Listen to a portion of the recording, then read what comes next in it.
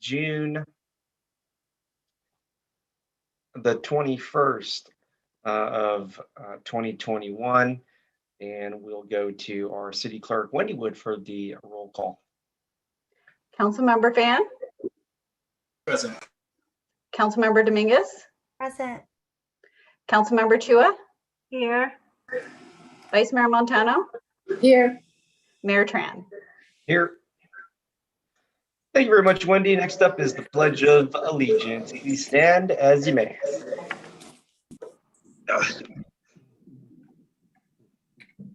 Begin. I pledge allegiance to the flag of the United States of America and to the republic for which it stands, one nation, under God, indivisible, with liberty and justice for all. Thank you.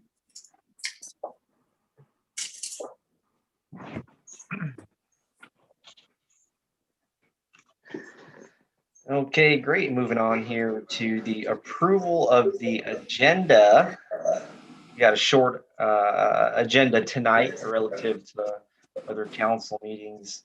I'll move to approve the agenda. Need a second? Second. We got a second from Councilmember Dominguez. All in favor of virtual roll call. Councilmember Fan.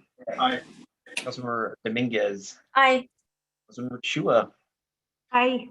Vice Mayor Montano. Aye. Myself is an aye. Thank you very much. Moving on here to the public forum. Let's see who we have this evening under the attendees list. Great to see our community members here joining us, and the public comments here at the forum will be 1 minute tonight. If you'd like to speak freely, really, during this public forum, please raise your virtual raised hand. If you're here for a particular agenda item,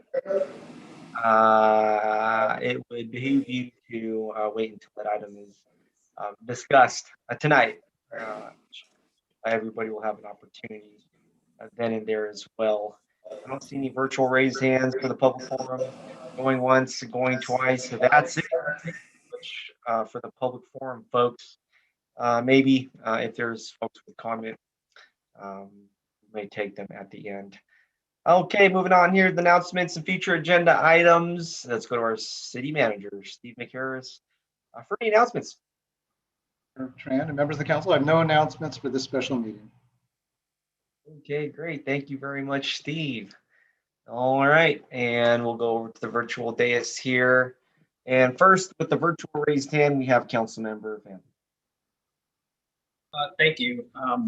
As you all may know, Juneteenth recently passed, and the federal government had recently issued legislation recognizing it as a federal holiday.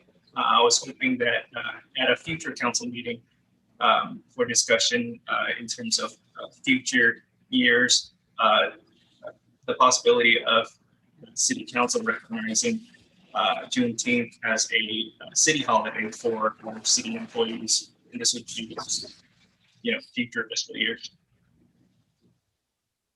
In the same manner that Cesar Chavez Day before it was recognized federally, but not at the city level, so we issued that policy change earlier. Yeah, absolutely. I think that's a fantastic idea, Councilmember Fan, and I am in support of it for a future agenda item for discussion right after the recess. Why not? Thank you. I appreciate it. Yeah. All right. Great. All right. Hearing no objections, moving on here to Councilmember Chua. Thank you, Mayor Tran. I have two announcements and no requests tonight. The first one is a double header. Beautify Milpitas double header. On Saturday, we have the dumpster day and also the park cleanup. And the second one, last June 16th, at the Energy and Environment Sustainability Commission, the staff shared the update to the street sweeping pilot project, which is, I got all excited, so I condensed it and I'm presenting it to you in less than a minute. So go ahead, Mike. Thank you.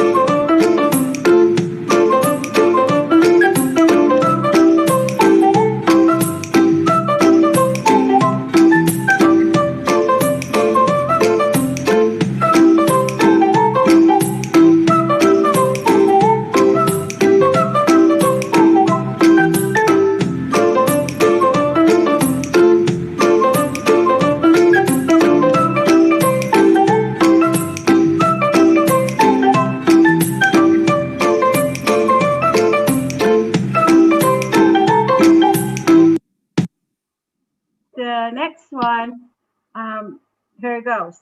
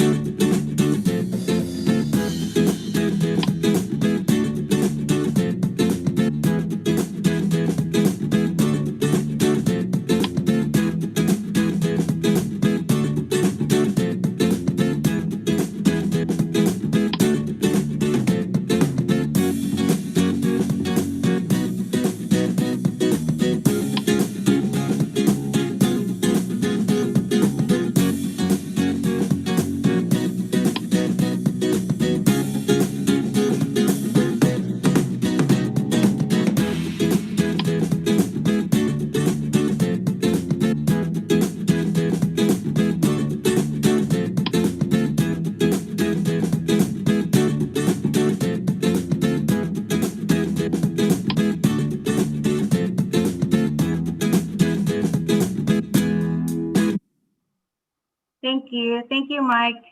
So amazing thing that the team, the implementation team did, instead of 24 hours that they have to remove their cars away from whatever side they're on, I mean, they're cleaning, they were able to do it in 2 hours. So that to me is amazing. No citations were given. It's a pilot project, only notification warnings. So that's it. Thank you so much, Public Works. Great job. I can't wait for the actual 6 months evaluation of the pilot project. Thank you, Council, for this. This was your idea. And also, I would like to thank Vice Mayor Carmen Montano and Anthony Fan for being at the cleanup at Starlight Park. Thank you all. Yay! Excellent work, Councilmember Chua. Totally can see the difference you're making in the community. Excellent work, Councilmember Chua. Next up, we have Councilmember Dominguez. Thank you so much, Mayor. Definitely, it was a busy weekend. I am very excited. Sorry, someone's echoing. Thank you. I'll ask any person, please mute your microphone if you're not speaking. Thank you. Thank you so much. Definitely was a busy week in our community. I'm really excited I was able to attend Juneteenth activities representing the city of Milpitas, where our very own DJ, many of us were there. And so very exciting to just see our community come together in the first festival in our region. And it was just really cool to just see a bunch of Milpitians in San Jose celebrating Juneteenth. That is my first announcement. And then I would like to have a request for this council to consider, and it's regarding asking staff to come and present presentation and an update on how Milpitas is addressing the street racing that we have all probably have had some concerns about. And so I definitely would like to start exploring how we could mitigate and learn more. I'm sure that our Milpitas Police Department is already doing some stuff. So I think it'd be great for us to get just a presentation and a report just to explore what that looks like and to see if there's anything that council help support those resolutions. So I thank you for your kind consideration and thank you for your time. Yeah, thank you very much. Yeah, if we can get a report on the traffic activity in those regards, I'd be happy to receive it after the recess. All right, next up, we have the Vice Mayor, Carmen Montano. Thank you, Mayor. First of all, thank you so much, Evelyn, for that nice video PowerPoint. That was really great. So I was there as well, and I don't know if you saw my truck. So I had taken a bunch of stuff. My mom has an old truck. Well, it used to be my mom's, but she passed away, but I inherited that truck, and it's a huge one, and I love driving it. It's a 1985 Silverado Chevrolet. So I use it all the time to take things to the dump and so forth. And then also thank you for showing the street sweeping pilot program. And that was when I had initiated that with Julie Edmonds-Meyer, the former city manager. And I want to give her credit for being able to pursue that and implementing that. And it's a pilot program, I know, but I'm sure with all the success, it'll be a permanent program, hopefully. Thank you. Fantastic. I love seeing the seeds of all my colleagues blossom like really they are today. Great, fantastic. We'll move on here. I don't see any further requests for announcements or future agenda items. We'll move on to the announcement of conflict of interest and campaign contributions with our city attorney, Christopher Diaz. Thank you, Mayor. Just wanted to ask the council the question. We do have one contract on the agenda tonight. So I'll ask the question about personal conflicts of interest as well as campaign contributions as it relates to contracts. So I'd ask the mayor and council at this time whether he or she has any financial or personal conflict of interest related to any of the items on tonight's agenda. We'll start with Councilmember Fan. None. Thank you. Councilmember Dominguez. None. Thank you. Councilmember Chua. None. Thank you. Vice Mayor Montano. None. Thank you. And Mayor Tran. None. Thank you. Let the record reflect none to the first question. And I'll also ask the mayor and council to please disclose any campaign contributions of 100 or more received within the last 12 months from any of the parties entering into a contract with the city on tonight's agenda. Councilmember Fan. None. Thank you. Councilmember Dominguez. None. Thank you. Councilmember Chua. None. Thank you. Vice Mayor Montano. None. Thank you. And Mayor Tran. None. Let the record reflect none to both questions. Mayor, if you'd like, I can proceed into the council code of conduct. Yes, please. Perfect. So we have the Milpita City Council Code of Conduct. Be respectful and courteous. Words, tone, and body language do matter. Model civility. Avoid surprises. Praise publicly and criticize privately. Focus on the issue, not the person. Refrain from using electronic devices while on the council dais, and that includes the Zoom platform we are on today. Disclose conflicts of interest and affiliations related to agenda items. Separate governing from campaigning. The council speaks with one voice after making policy on issues. Respect the line between policy and administration. And finally, the council will hold one another accountable to comply with this code of conduct. Thank you. Thank you very much, Chris. And we'll go ahead. We already approved the agenda, actually, so we'll move on to the consent calendar here. Are there any requests in regards to the consent calendar? Yeah, looks pretty good to me. I guess I will say that for C1, thank you to my colleagues who recommended or nominated residents to serve on commissions. We still have commission opportunities. Please contact the city clerk to get updated openings. And I'm asking my colleagues and anybody in the community kindly to please nominate who you feel may be a great resident commissioner. Thank you. And for C3, I just am so thankful to even see this item. We've come a long way over the last year plus, and to see sort of things wind down means a lot. And so I don't want to let that item go without saying a couple words. And it was a very challenging pandemic. It's still not over completely, but I'm really proud of our city for making all the adjustments on a daily basis. And really shout out to the Vice Mayor, Carmen Montano, for being a leader here in this county and having Milpitas as the first city in Santa Clara County to have an order for the face coverings. I think that was really loved at the time, and we'll look back and we'll be thankful for. Thank you very much, City Council. Great job. Okay, great. I'll move the consent calendar for approval. Looking for a second. Second. We have a second from Councilmember Chua. All in favor? We'll do it tonight. Councilmember Fan. Just want to get an auto. Yeah, there we go. Okay, great. Councilmember Dominguez. If we get some sound there. Aye. Okay, great. I think we heard it. Okay, Councilmember Chua. Aye. Vice Mayor Montano, Aye. and myself as an aye. The consent calendar is approved. Let's move on. Item number 4, let's adopt the proposed ARPA investment framework and provide input and direction to staff on the preliminary ARPA investment plan. And let's go straight to our Assistant City Manager, Ashwini Kantak. Good afternoon, Mayor, Vice Mayor, and Council. Very happy to be here today for a follow-up discussion about ARPA. I will be presenting the slides to you along with Deputy City Manager Walter Rossman and Finance Director Lauren Lai. And if we could go to the next slide. So I'll just cover a little bit of background and the state and local fiscal recovery funds. I will go through those slides pretty quickly because you've seen those before on June 8th, but feel free to stop me if you would like any additional details. And then we'll go through the proposed preliminary ARPA investment plan, some reporting and compliance requirements, as well as a proposed timeline and next steps, followed up with council discussion. So next slide, please.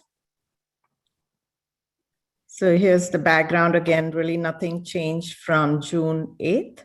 For this one, this just lays out total funding we're receiving. As you know, we've received 50% already. Next slide, please.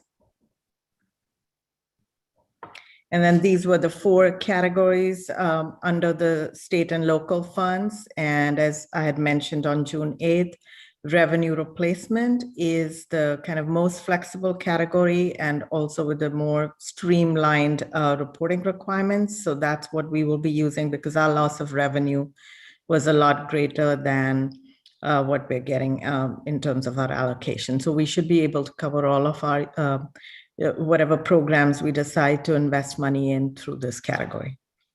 Next slide, please. And then this is the list of ineligible activities. Again, this hasn't changed since last time. However, just as a reminder, right now the Treasury has just issued the interim final rules. So comments are due by July 16th, and you'll see that when Director Lai presents the timeline. So there may be some changes to eligible and ineligible uses once the final rule is issued. Next slide, please. And again, this is the reporting requirement slide that you've seen already. This is the one from the Treasury Department. We'll go later on in the presentation, we'll go into a little bit more detail on reporting requirements specific to the city. Next slide, please. And so just to kind of do a refresher on the discussions we've had so far. So we discussed this item with you on May 11th when you provided input on several investment ideas, total of 39 requests. And then we had a subsequent of 24 requests after the meeting, so totaling up to 63 requests.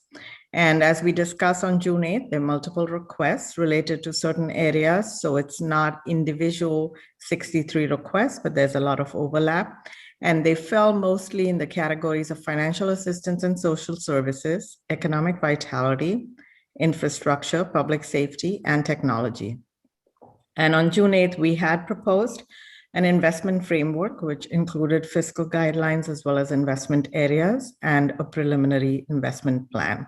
So council did have a pretty robust discussion about this investment plan and directed us to come back. The main direction on June 8th was to really reduce from 3 million to 2 million, the investment going towards the HRIS/financial management system, and to bring back that 1 million for further council discussion on how it would be allocated. There were also some questions and concerns about the level of detail for each of the items, and also what happens if the funds were unspent, if certain programs were not possible. And so we hope that the staff report that you already have, as well as the presentation tonight, will help respond to these questions and alleviate the concerns. Next slide, please. And so this is a slide you already saw on June 8th. So based on the city's existing fiscal guidelines, as well as guidance that we are tracking from National League of Cities, as well as GFOA, we are proposing these fiscal guidelines for your consideration and approval today. So basically identifying and promoting other ARPA or state funding sources to the extent possible before dedicating local ARPA funds, using one-time ARPA funds for one-time expenditures, such as investment in technology or anything with minimum ongoing operating costs, and avoiding ongoing general fund commitments. So kind of refraining from starting or adding on to, for additional programs and positions that would require an ongoing general fund commitment. Avoid creating a structural budget deficit if restoring any reduced services, and then leveraging other agencies, partners, as well as existing programs to maximize efficiency in delivering these services. Next slide, please. And then these are the 5 investment areas, and we'll go into much more detail on these, but it's community services, economic vitality, infrastructure, public safety, and technology, again, aligning with the requests we got from council members and the council as a whole. Next slide, please.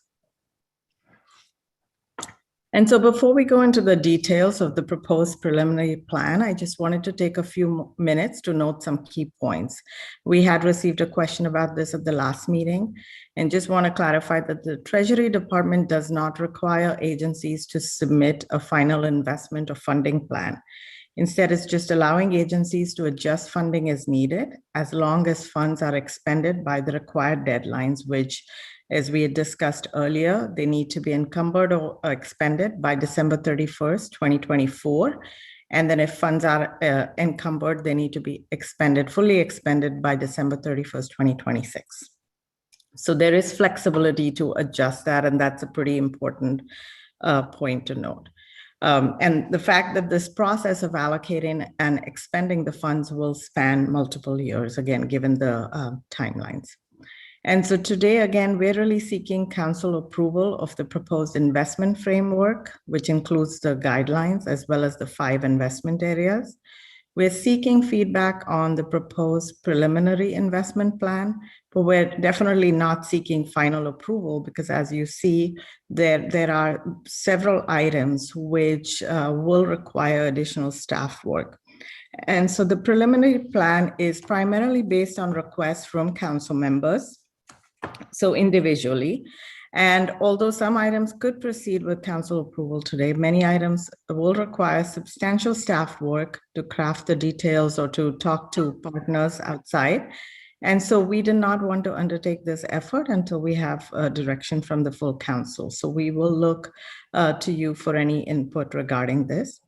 And then when items are brought forward, the ones that will require additional staff work, when these are brought forward, council can choose whether to move forward with the item, adjust the funding levels up or down, or allocate monies towards another item. Just to note that given that this is a lot of additional work, it may also require prioritization of existing work plan items, just so that we can manage with our staff resources. Next slide, please. And so I'll cover a couple of these, and then Walter's going to cover some of the details. So the preliminary investment plan has a total of 23 items across 5 investment areas. And we have tried, the plan strives to strike a balance between direct assistance to the community and funding city services, programs, and infrastructure that, of course, ultimately benefit the community at large. Although we are not able to set aside money towards reserves, we have looked at maximizing opportunities to save future general fund dollars. So we're recommending an allocation of approximately $9.4 million towards items that would otherwise have to be funded by the general fund in future years, thus resulting in those future dollars being available to address other infrastructure and community needs. And so starting out with the first item here, rent and mortgage assistance, and this is to low and moderate income residents. And so several council members had indicated that this was a high priority for ARPA investment. As you know, the city currently partners with Silicon Valley Independent Living Center, or SVILC, to administer the Milpitas rent relief program. And that's available to low income residents. Just as a note, to date, since October 2019, the city has allocated a total of $869,096 towards, and it's from Affordable Housing Fund as well as CDBG dollars, so towards this rent relief program. And of that, almost 500,000 has already been provided to assist over 90 families with over 300 Milpitas residents. And so with the anticipated end of the current eviction moratorium, we are anticipating that the need for rent relief in the next fiscal year will be significant.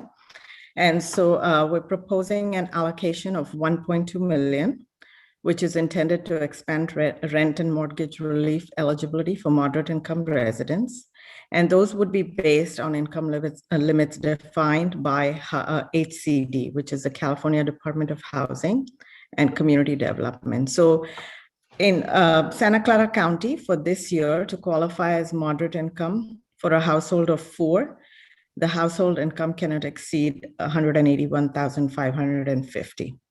That represents 120% of the area median income. And currently the program that we have in place provides assistance to households with incomes up to 80% AMI. And there the corresponding income limit is $117,750. And the income limits obviously adjust based on household size. So if council approves this item, expanding this eligibility to serve moderate income residents as well as adding mortgage assistance, which we don't currently have, will require some staff time to coordinate the details with SVILC. We have received a request from one of the council members to look at HOA fees as well. We need to do some additional research to see whether and how this could be incorporated into the program. And so we are recommending continuing to partner with SVILC, and this is an item that we will want to bring back to council for additional discussion and appropriation action in the future. The next item, which is social services, this definitely is an area in these challenging times, which is also deemed a high priority. And so this item includes funding for a variety of social services, such as mental health services and services to various communities like the LGBTQ plus community, at-risk youth, as well as victims of domestic violence and abuse. And in this case, since we don't have in-house capacity for this, we would be partnering with several nonprofits such as Bill Wilson Center, Avenidas, Fresh Lifelines for Youth, Next Door Solutions to Domestic Violence, YWCA, and Asian Americans for Community Involvement. And so these are just some possibilities. We would obviously have to reach out, establish partnerships and agreements with these nonprofits, along with performance metrics and objectives. And that will require a significant amount of staff time. So staff will bring back, if this is an area of interest for the council and we know what level of funding you are interested in putting towards this, we'll bring back a detailed plan along with contracts and appropriation actions as needed. And then in this area, we also did request supplemental funding in the amount of $25,000 per year for the senior nutrition program. We've seen a significant increase in the use of this program. And so the current budget doesn't allow for that level. Now we'll have to see in the future if the current levels, then the current need remain, because this is during the pandemic and maybe options were limited. So we'll see if the level of funding is needed. We may have to look at other funding sources in the future for this on an ongoing basis. And if council supports increased funding for this, we'll bring forward an amendment to the contract, but we don't really need any additional council discussion. The third item on this, which is assistance for our low and moderate income residents, financial assistance. And so our current Milpitas Assistance Program, or MAP, provides financial assistance for utility payments, certain building permits, as well as city-run programs such as After the Bell, Senior Center membership, as well as swim lessons. And this is provided to very low and low-income residents, as well as for people that are experiencing temporary hardship. Council members also requested staff to look at assisting nonprofits for childcare assistance to families. And so expanding the eligibility of our existing program to moderate income households as well as potentially including assistance for non-city run programs will require staff time to design the updated program parameters. So this is an item that will need to come back for future council discussion and appropriation action. The fourth item on this list, beautify Milpitas. So based on council direction at the June 1st meeting, the city will provide staffing support and materials for one cleanup day every month and a national cleanup day once a year. And so we're requesting or recommending annual funding in the amount of $25,000 per year, totaling up to $100,000. And this will provide for staffing to program the cleanup days, as well as to purchase materials that would be needed that be handed out. And the kits are for volunteers, and we hope that they'll continue to use them after the event as well. And so since specific council direction was already provided on June 1st, if council approves this item today, we do not need any additional council discussion or action. Any funding for this program will be reflected in the budget amendment that we'll bring to you in fall. And then the last one on this, and this did generate a lot of discussion at the last meeting. Since then, staff did work with Milpitas Sanitation, and we have some potential costs for a modified curbside pickup, and it would be a pilot program. So under the current program, we do have single-family residential customers can ask for a bulky item cleanup on a rolling so 4 of them on a rolling 12-month period. And they can either dispose of their items into 1.5 cubic yard bags, or they can put out one large bulky item. And so based on our discussions with MSI, this is just one of the ideas we'd like to put for council consideration today is the residents would be able to set up 3 large bulky items for collection with the pilot program. And the program would utilize the existing bulky item pickup routes, and it would still be done on an appointment basis. The cost of it per MSI, what they're estimating is a 3-month pilot program would cost about $85,000 because the implementation would require additional equipment and staff.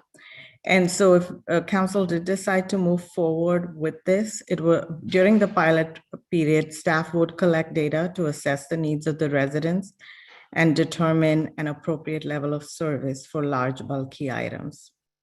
We will need to perform outreach, evaluate the program through a survey, and then return to council with the results of the pilot. So obviously, if the pilot were to move forward, this is only, the costs are for a 3-month pilot, so it would be approximately $340,000 per year, which equates to about a 1.6% rate increase, or about $5 per year for a single family household. And then this may go up or down depending on the outcome of the pilot and any adjustments we need to make. So moving on to the next slide. So under the area of economic vitality, we have several programs that we discussed with you on June 8th. And so the Small Business Assistance Program, again, a lot of interest from various council members. We're recommending providing financial assistance to businesses impacted by the pandemic. So similar to what we did with the Micro Enterprise Grant Program, where the city provided $5,000 grants to 38 micro enterprises, we're recommending partnering with the Enterprise Foundation, who will be our fiscal agent and administrator, to provide a total of $1.2 million. And based on lessons learned from the initial program, we will also bring forward simplified eligibility criteria and other parameters, including a potential focus on business sectors that have been even more negatively impacted, such as daycare centers. And this will be brought to you in early August.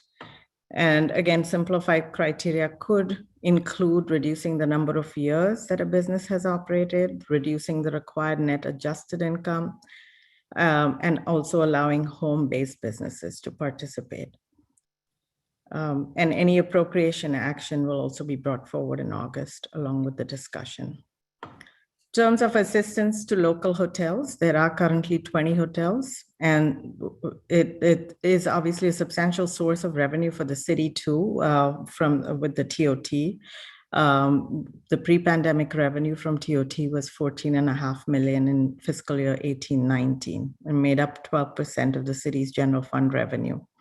Now, through the pandemic, with business travel virtually at zero, the hotels have really suffered a tremendous loss in revenue and workforce. And now with the economy opening up and hopefully travel picking up again, they do need to incur additional costs to make COVID safe improvements. Now, this was an item based on a council member request. We have discussed with the hotel operators as well. And although their needs are much greater than what we're proposing here, we're recommending allocating $100,000 to provide some relief. So $5,000 for each hotel to install touchless systems or any other needed improvements to make the hotels COVID-19 safe. And so if council approves this item, no further council discussion is needed. We'll bring back an appropriation action in August. The ADU program, this was also based on a council member request. So in order to incentivize the building of ADUs, as well as encourage the legalization of unpermitted ADUs, staff is proposing funding for fee waivers. As you may recall, we had discussed the legalization, the Safe ADU program earlier, but that was just for inspections of the built kind of structures. And so what we're proposing here is basically waiving fees for permits for both the new ADUs as well as any improvements the existing ones may need to make. And so we estimate it's an average of about $5,000 in plan review and permit fees. And so this funding will allow permit fees for 100 ADUs per year for 3 years, or 300 ADUs in total, which is a pretty small percentage. It's about 2.4% of ADUs that could be potentially built in the city. And the proposed ARPA funds will basically reimburse the general fund for any of the fees waived. We're already working, as I mentioned, on a similar program for the Safe ADU legalization, so it could easily be expanded to incorporate this program. And so if council approves this item with the proposed level of funding, staff can initiate the program in summer of 2021. Now, again, all these are estimates based on what we think would be the interest. And so if the usage is not what we're projecting, we can report back to council on an annual basis, and council could choose to adjust the funding level as needed. Main Street revitalization, we discussed this in much more detail on May 11 during the budget study session, and council has directed staff to move forward with several activities and programs to revitalize and activate Main Street. And so we are recommending $400,000 for facade improvements as well as staffing to support this effort. And as we had planned earlier, we will be coming back to you in late summer, early fall with a more detailed update of all the preparations and the donation and sponsorship campaign for the December events, the community events. The next item is community events, and this is again based on requests from council members. We're recommending investing $200,000 in community events over the next 2 years. This funding could be used to partner with other entities to host events such as an art and wine festival, various cultural celebrations, an art walk, or a 5K run. And we will initiate discussions. If this is an area of interest, we'll initiate discussions with potential partners and bring back details on specific events along with needed appropriation actions. On June 8th, we also discussed assistance to the Milpitas Chamber of Commerce based on a request from a council member. The chamber, as you know, supports Milpitas businesses and has been hard hit with the pandemic, loss of members as businesses have temporarily or permanently closed. And so this is a recommendation of a one-time funding amount of $100,000. So that will help the chamber continue to support the business communities through initiatives such as job fairs and other events. And if this is of interest, we'll work with the chamber on additional program details and metrics and bring that forward in August. Workforce development, this was an area of high interest at the June 8th meeting. The city currently partners with various entities like Nova Works, NextFlex, Evergreen Valley College, and Milpitas Unified School District on various initiatives. And this is, as you know, an integral part of our economic development strategy. And so funding various programs will help decrease the unemployment rate due to COVID-19 impacts. It'll also help businesses rehire staff and prepare our residents for future jobs. Funding could also support, this is a specific request from a council member, and we believe this can be easily incorporated to support programs for low-income youth, as well as expand the city's summer youth workforce program to basically introduce and prepare youth to future career opportunities, build their skills, and also help them earn some supplemental income that will help their families. And so at the June 8th meeting, we had recommended $270,000 funding. There was council interest in allocating more funding towards this item. So based on today's discussion, we will bring back program details along with appropriation actions so that we can align with what the amount you would like to invest. And then last on this list is, again, with a lot of this additional work, the Office of Economic Development staff is already working on implementing the economic development strategy and assisting the business community through the pandemic. And so with these added programs, we are recommending some additional staff resources. So basically funding in the amount of $330,000 for a 2-year limited term economic development specialist position, or alternatively, if we need to move quickly, bring on a contract employee.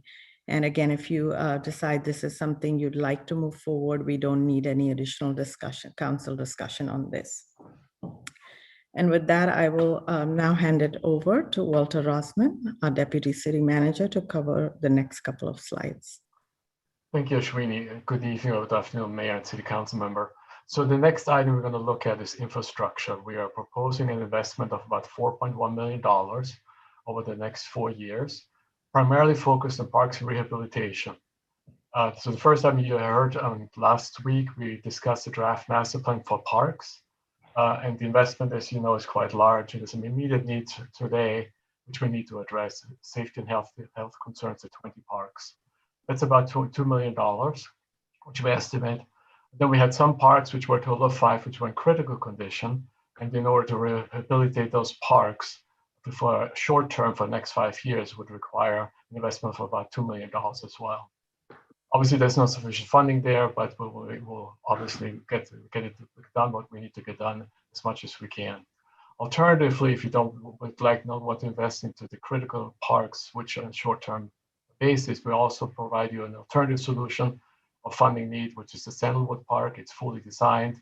It's one of the critical parks, and it would require $2.2 million in investment. For public safety facilities rehabilitation, we're primarily looking at exhaust systems in order to improve the air for our firefighters and not to be exposed to carcinogens. It will also pay for itself insofar that it reduces operating costs. COVID-safe facilities, you approved that funding during your last budget council meeting last week on June 15 in order to prepare ourselves coming back to the workplace for all our employees effective in August. Next slide, please. So here's public safety, a total investment of $2.25 million over the next 4 years, 2 years mostly. The first one is, we discussed this before as part of the budget process, the 6 one-time defunded public safety positions to police officers and firefighters. I will not go into detail for this since we've discussed this before. The fire equipment is a pumper. You were very kind and supportive of the fire department in the last few years of really investing into the fleet, renovating it and bringing it to the latest standard. However, the item which we have not yet addressed is the reserve fleet. We have 2 pumpers which are very old. They're from 2002 and 2005. And by basically replacing those 2 with 1 new pumper, we can be much more effective in the service delivery of using the equipment by swapping out the most used pumper into the reserve and putting a new pumper into the front line fleet. Last year, in November, you approved, you heard, you reviewed the, let me quickly pick it up, what it's exactly called, the Assessment Plan for Emergency Operations. And during this time, we discussed with you that we will most likely take us several years to implement all the recommendations which were put forth by the consultant, unless we get maybe some support from consultants or temporary staff. So this is a proposal to advance the high recommendations or recommendations which are labeled as high. The three critical ones we are already addressing. We're bringing forward to you an emergency operations plan in August for your review. But the high were about 50 recommendations, which we'd like to address with some additional staffing resources, primarily either contemporary staff or consultants. The last item, this is something which we put on last week for you the first time. I attended a City Association meeting with Councilman Vice Mayor Montano. And we heard a report or a presentation from the police cities countywide police chief association. And what they're doing is, and Chief Chair Hernandez already told me about this as well, is to purchase virtual reality simulators. These simulators will help us to train our officers and put them in real life situations. And such virtual reality training has a variety of applications, from use of force, de-escalation, active shooter to person crisis response. So we're hoping to get funding for this $50,000 for such a simulator, and really to improve how our officers can learn to react in very crisis-related critical situations, and to hopefully make the best decision possible in support of our community. That concludes the presentation. I'm turning it back over to Ashwini. Thank you, Walter. And this is the fifth investment area. So the HRIS financial management system item we discussed on June 8th, you know, that the city does not have a HR information system to manage really what we consider our most critical asset, our employees. A lot of the work is manual, which is not very efficient and also could be prone to errors. The city's financial management system is also 24 years old, so that needs to be evaluated for potential modernization, but also for process improvement and efficiencies. And we had recommended $3 million towards this item. However, based on council direction on June 1st, the recommendation has been modified to $2 million. And what we're proposing to do in 2022 is basically evaluate the appropriate systems to complete a business process mapping analysis, as well as a functional needs assessment, and then issue a request for proposals. And as we know, since most enterprise systems now have moved away from the on-premise hardware model to software as a service model, reducing this funding will result in a fewer years of funding. We don't have exact numbers yet until we actually go out to the market. This is just based on some high-level estimates that our IT directors put together. And we'll go on to the next. So this item will obviously have to come back to you with recommendations and appropriation actions. And then cybersecurity, we discussed this, given the multitude of recent ransomware attacks on public and private organizations that have been very visible in the news lately. We have been already investing in systems to prevent this and to also provide disaster recovery and business continuity support. And along with this, one of the weakest links is employees kind of clicking on things that, then again, infect the whole system. So providing regular employee trainings is really important to protect against phishing and malware. And so we're recommending an additional $300,000 to maintain current systems, to reduce the number of what's possible attack vectors, and also building a robust system that we can rapidly restore back to normal, and then providing employee trainings. And the technology improvements is we've all seen kind of a paradigm shift in the way we've been delivering services to the community during the pandemic. We believe that the expectation is going to be to provide both in-person and virtual services in a hybrid format. And this will require some technology investments in the council chambers as well as other meeting spaces in order to both conduct hybrid public meetings as well as allow for a hybrid work environment. And so we're recommending $800,000 total, with $400,000 to be allocated in next fiscal year. Next slide, please. And so as we covered during the discussion of the individual items, some of the items can move forward with council direction while others need additional staff work that we have to bring back to you. So based on the level of effort needed, we've grouped the items into two groups. So group one is basically items that could be incorporated into existing programs and staff work plans and really do not need much future council discussion. Funding can be reflected in the budget amendment that we will be bringing forward to you or in future budgets. And so there are a total of 12 group one items. Next slide, please.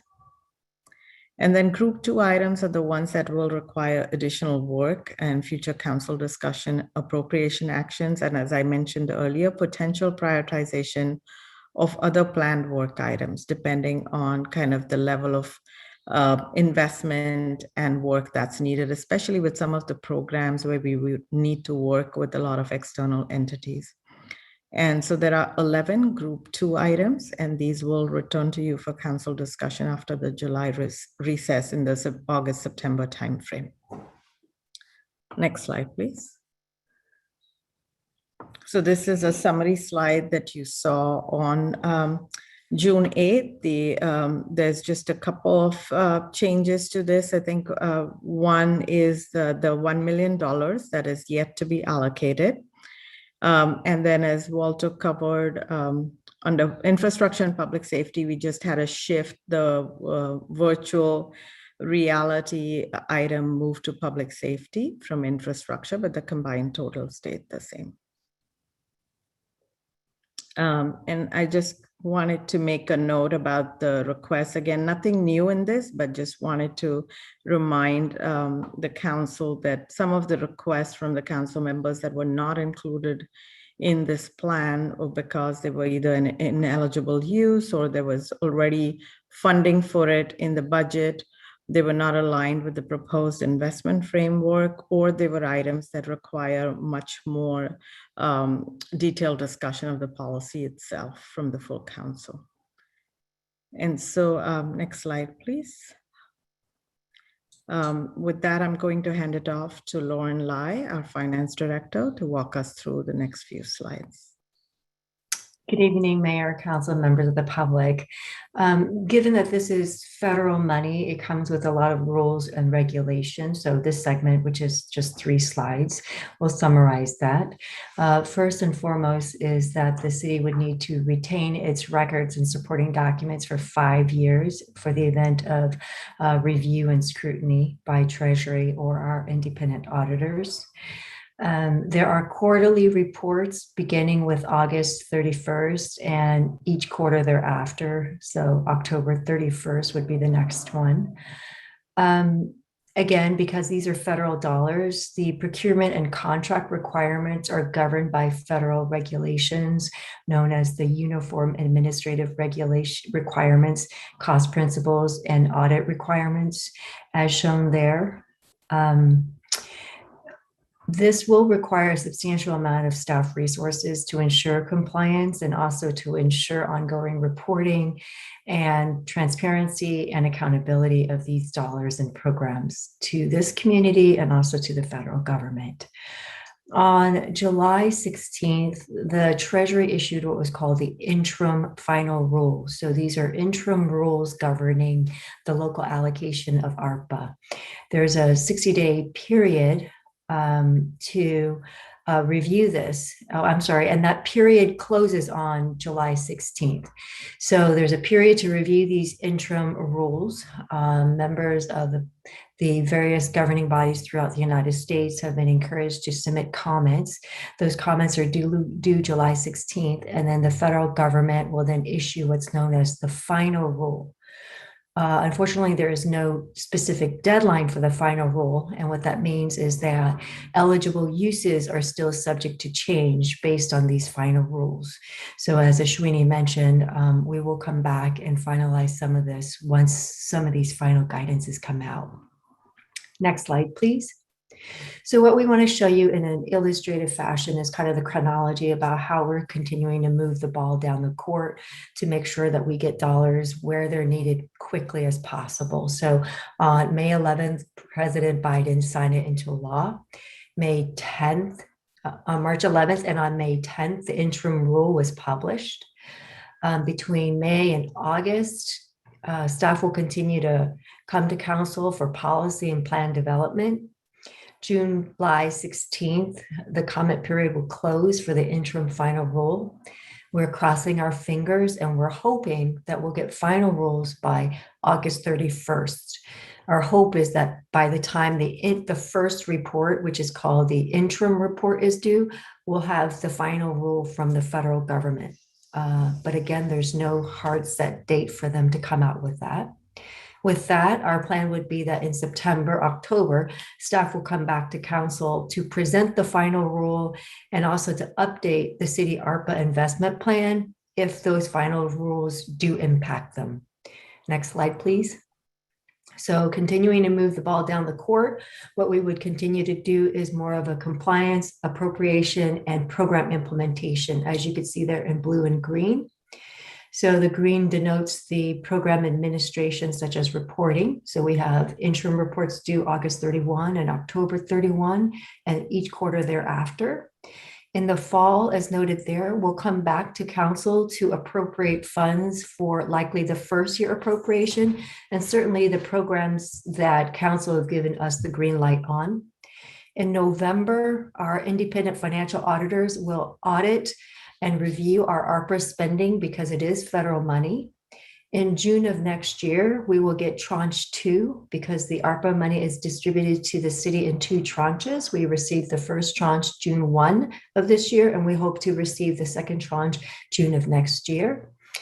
As Ashwini mentioned, this plan allows us to implement from 2021 through 2024 and up to 26 for some of the infrastructure costs. So it's important that we encumber some of this money and spend it during this allowable period.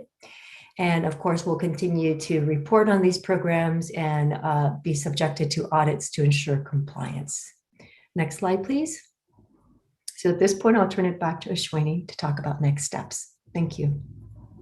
Thank you, Lauren. And again, you saw the timeline that spans several years. These are some of the immediate next steps. So again, next couple of months, we'll be looking at for additional guidance on the local funds as well as other ARPA funding. As we've discussed before, there's out of the 1.9 trillion, this is only 350 billion going to state and local. And so there's a lot of other funding that we'll be tracking to see how that could benefit our community. And then in August, we'll return to council with an updated plan based on council direction today, and also any updated guidance from the Treasury Department if available. September, October timeframe, again, this will be very much contingent on when Treasury releases the final rule. We'll return to council with a final investment plan with just a caveat that even though, again, we say final investment, council will have the opportunity to make adjustments as long as we expend the funds by the required deadlines. And then fall of 2021, depending on when we bring sort of a final plan to council, we'll bring forward an amendment to the 21-22 budget based on that plan, and any other kind of in the out years, those actions will become part of the budget process. And if we can go to the next slide, before I go to the recommendation slide, can we move to the next slide, please? Just again, wanted to remind council that today we are looking for approval of the investment framework, which is the fiscal guidelines, as well as the 5 investment areas, to see if you'd like to go with this or like to make changes, because that'll help us as we continue to tweak the plan and bring any recommendations forward. So next slide, please. And these are the 5 areas that we've been talking about. And next slide, please. So we're asking you to adopt the investment framework and then also provide input to us so that we can bring an updated draft plan for your consideration in August, recognizing that some of the actions may have to come to you through separate actions because of the various program details and appropriation actions we may need. And that concludes the staff presentation. So we're of course available for questions and looking forward to the discussion and your input today. Thank you. Great work, great presentation. Thank you, Ashwini, Walter, and Lauren. Tonight really reminds me of the year that we've had, and over a year actually, as we've really been trying to win the day each and every single day. And I know tonight we'll be able to accomplish a lot as well. I want to go to public comment and get that out the way. Thank you, folks, for joining us here tonight, all our attendees on the Zoom platform, and we're happy to hear from you this evening, 1 minute per person, in the interest of time. First up, we have Warren Wettenstein. Hi there. I'm Warren Wettenstein, president of the Milpitas Chamber. Mr. Mayor, council members, city staff, thank you for this time to speak. Every day, we are grateful for the support you provide to the community and local businesses to succeed after the pandemic. The Chamber greatly appreciates looking forward to meeting the community needs to bringing back community events in the coming days. This is very important for returning back to normal and moving forward with business and community successes.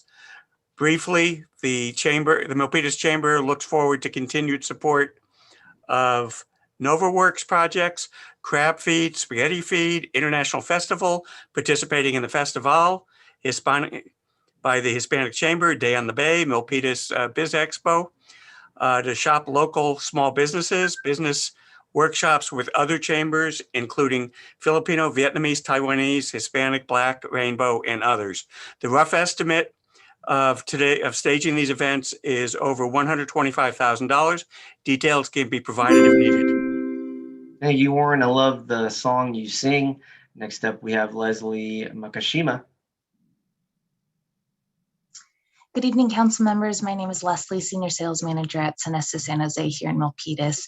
As a representative from an international hospitality brand, I understand the curiosity behind the question, why do large hotels even need help from the city during a post-pandemic recovery? Though the perception is that money is more readily available, it is important to understand that we are actually held responsible on a property-specific level to generate enough revenue to maintain brand standards, and in fact, incur additional expenses paying a percentage of our revenue to keep the big brand name. Our financial support from corporate level is limited, and we're struggling mostly in our staffing needs to accommodate potential bookings. If unable to generate the revenue, we risk the chance of losing our brands, narrowing the opportunities to drive incremental visitors into this area to compete against larger cities like San Jose and Santa Clara for TOT. Many brands such as Marriott, Hilton, and Sonesta are known worldwide and significantly drive visitors to the area, in turn driving revenue to local Milpitas businesses. And some hotels are indeed managed by small business owners. Thank you. Loud and clear. Thank you very much. Next up, we have Kunal Kandwala. Good evening, and thank you, council members. Thank you, Mayor. Just wanted to quickly, brush through a few points. So, as per our understanding, ARPA funding is supposed to benefit businesses and communities severely impacted by COVID first. And we've consistently learned that travel is the most negatively affected industry in the country right now, small and big hotels equally. We are just at a fourth of the level from 2 years ago when we speak of revenues. And most of us are not even past our break-even points. Direct impact is also on a significant revenue source for the city, which plans several programs that you all have mentioned today based on this TOT, which comes consistently every year. This grant is an investment for the city to revive a revenue generating industry that will grow quicker than any other sector if given the chance. Thank you. Thank you very much. Next up, we have Daryl March.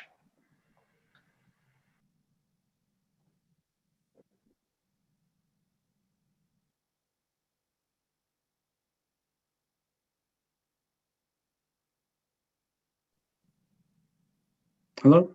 Welcome. Hello? Yes, welcome, welcome. I'm sorry. My name is Darren March. I'm the Director of Sales and Marketing at the Sonesta Silicon Valley, the other Sonesta.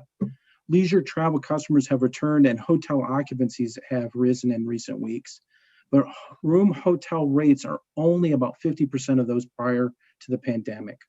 Our industry is still lacking critical, higher rated midweek business travelers.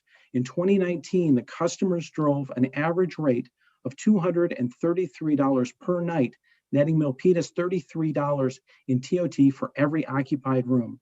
The average rate is now $91. This is just $13 in TOT, and we are still only selling half as many rooms. We should expect TOT revenues to be just 20% of 2019. At the Sonesta, we would use these funds to hire back sales staff lost in 2020. This is an investment. We need to redeploy the people who carry the message to local companies that travel is safe and that Milpitas is open for business. Thank you very much. Next up, we have Sanjeev Gupta. Good evening, Mayor Tran, Vice Mayor Montano, council members, and the city leadership. My name is Sanjeev Gupta. I'm the pre-opening general manager for the Element by Westin Hotel, coming up right here in Milpitas. We appreciate this opportunity to share how hotels will bring value to all the ARPA funds, unlike the PPP funding in 2020, which really helped few hotels to rehire the laid-off workforce. Our hotel will be opening its door in 8 to 10 weeks, and based on the current revenue projections, as Leslie also mentioned, it will be very challenging for me to manage and balance the budget every month due to the expenses and mortgage expenses. Element being a long-term stay hotel, your support will be invested in hotel sales and marketing efforts and manpower development to drive really a hotel room nights demand and train the future.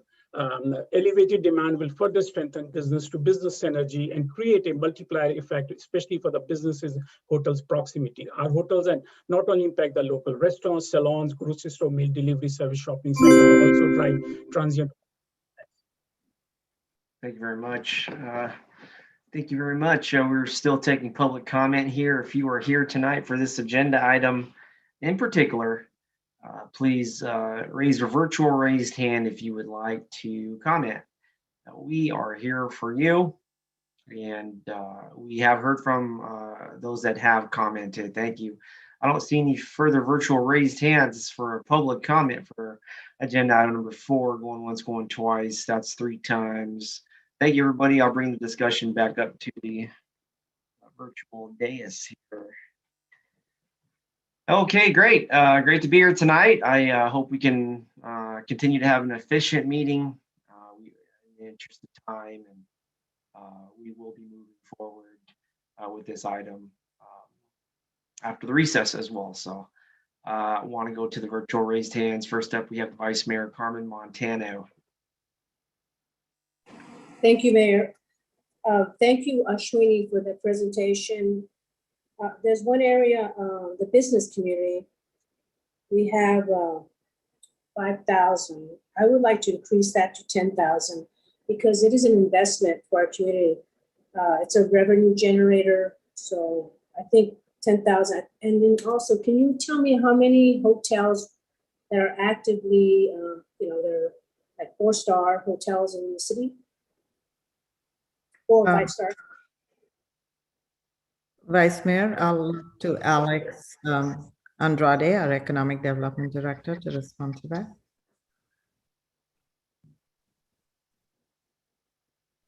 Good evening, Mayor, Vice Mayor, and City Council. Alex Andrade, Office of Economic Development. Pleasure to be here before you. Yes, so as our Assistant City Manager Contact mentioned, we do have approximately 20 hotels, and there is a variety of hotels from luxury brands to extended stay to, I'm trying to think of just the brand below the limited, so meaning they don't offer, they don't have restaurants, but they offer a to-go type food and beverage. So there's a variety of different types of hotels. At this point, we know that our extended stay hotels are actually doing much better than the luxury brands. But if you need exactly that list, we can get that to you. Well, yeah, I mean, I thought you already had that kind of more, you don't have, it doesn't have to be precise, but you know, I know we have a lot of hotels, some are substandard, some are really, you know, state of the art. So that's why I said 4-star, 5-star hotels. And, but either way, and those are the ones that I'd really like to help, because those are the ones that most of the business community attend. And, you know, the economy is picking up. And so I would like to see, as I mentioned, an increase, because it has a reciprocal effect. So we can, so it's a revenue generator. So those are my thoughts on that. And then also on the, well, I have other ones, but I'll let, I don't want to take up all my time. Let someone else have a turn at another subject. Thank you. Thank you very much, Vice Mayor. Next up, we have Councilmember Chua. Thank you, Mayor Tran. It's going to take me a while, but it'll be just one swoop. I'm going to start at the end, at the technology part. Ashwini and Walter, when I recommended the HRIS system, I did not plan on including the financial system. It's solely the human resource information system that we don't have. We have, even though it's old, we still have the financial system. I'm looking for the HRIS for talent acquisition, succession planning, education, learning, because we don't have that. That being said, I'm going to reduce this amount, 2 million to 1.1. The 100,000 to be funded, to be released now for the RFQ and the RFP for HRIS. On the other hand, I'm going to allocate 100,000 for the financial systems, RFQ and RFP, to see how much this will cost for the financial system. Because I know I've implemented financial systems before. It takes years and a lot of money. So the RFQ and RFP will tell us that ballpark. Because financial systems, you have the GL, you have AP, AR, you know, you have the whole thing. So let's focus on what we need now, which is the HRIS. For the cybersecurity that I recommended, I'll go with this and immediate funding, because there shouldn't be any discussion on that one. On the technology improvement, 800,000, that's a lot. I mean, I will cut that in half. Let's go to public safety. When I recommended this truck, it has been brought to my attention that we need trucks for our firefighters. Can I speak with the chief fire chief? Oh, okay, I can go with Walter. How many? I know we have different kind of trucks: the F-250, the F-400, and the pumper. When I asked for this originally, I was just looking for the F-250, because it's been mentioned that we only have 1 or 2. So when the other one is down, they can't use anything else. That's why I included this in my recommendation. Now I'm finding out that that we need more. Can somebody answer that question for me? Because now it's 800,000 to my 250 or 300. Can you please explain? Sure. So the next set of priorities for the fire chief, when I talked to him a few months ago, even just for confirmed with him last week, was exactly those trucks. Those are battalion chief trucks, F-250, 150, which are basically pickup trucks with some equipment in the back. And as I mentioned, that will be the next level of investment. I have to look in my notes how much that would be, and I can get back to you on that one. Okay, my concern is because this is the self-contained, it's an investment. If we have a truck and some other counties use it, some other cities, we get a reimbursement back. We can actually pay for itself. Am I correct, Walter? So you're correct that when we use a pumper, when we go on the strike team for fire, we get reimbursed by the state for the staff time, for the use of the equipment, and for administrative costs. This just happened recently in the last fire season, and we took the money which was for the equipment and put it into the equipment replacement fund for the fire trucks. So do we have money there already that we can buy another pumper? No, it's not sufficient. No, let me, if you don't mind, I would like to explain quickly how the equipment replacement fund works, that Lauren can jump in as well. That it is, what we do is we buy a vehicle for 15 years, a pumper, or maybe 18 years. That's a lifespan of the equipment. And we then amortize the cost over this period. So every year, as part of the base budget, we set the money aside in order to save up for the net replacement. So the money which you set aside is for specific vehicles which are currently in the fleet. And so when sometimes it's underfunded because the price goes up faster than we think, we have used the reimbursement from last year. For the first time we actually allocated the equipment fund, we used the reimbursement amount to supplement the lack of funding for this equipment, which we have in the frontline fleet. I got that. You're doing the depreciation.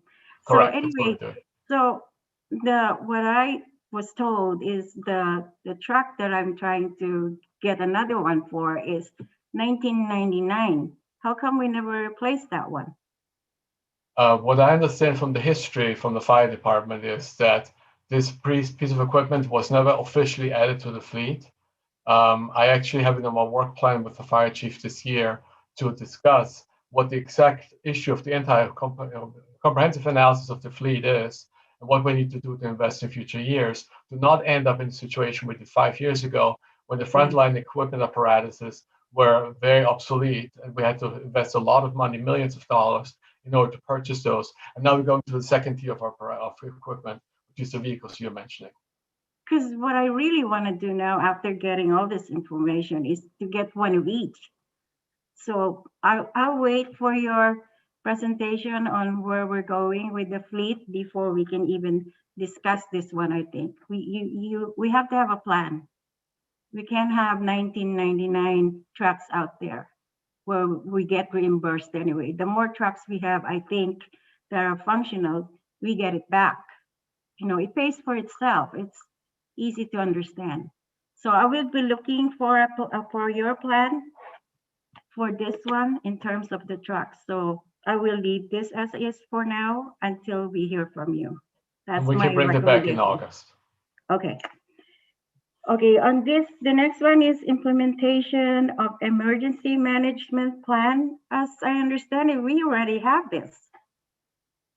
What we have is so it's a comprehensive volume of work. We have the assessment, and which we have completed, and there's 120 recommendations. And then we have the emergency operations plan, which is the overarching document. And then you have for each type of hazard, as an example, whether it's a chemical spill, an earthquake, a flood, and any other kind of hazard which we may encounter, we have to develop separate plans.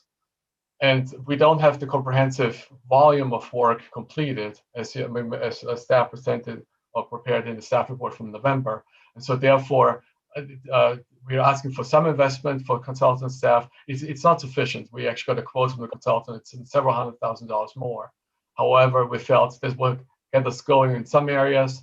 With existing staff, we can obviously complement this type of work together and get the entire body of work complete, not in 5 years, but sooner. That's our goal. So can you come back in August and give a synopsis on specifically what you're going to use the $200,000 for? We sure can. I thought I put some areas in there, but I can definitely come in with more detail, of course.